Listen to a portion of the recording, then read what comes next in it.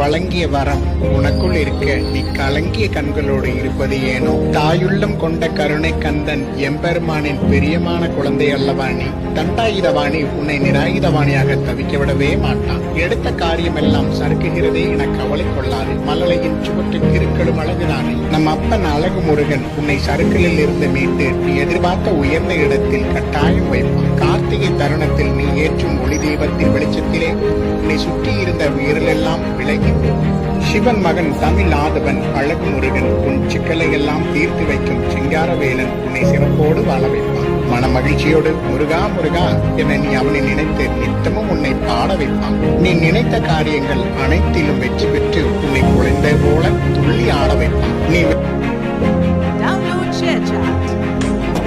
மன்னமையிலே என்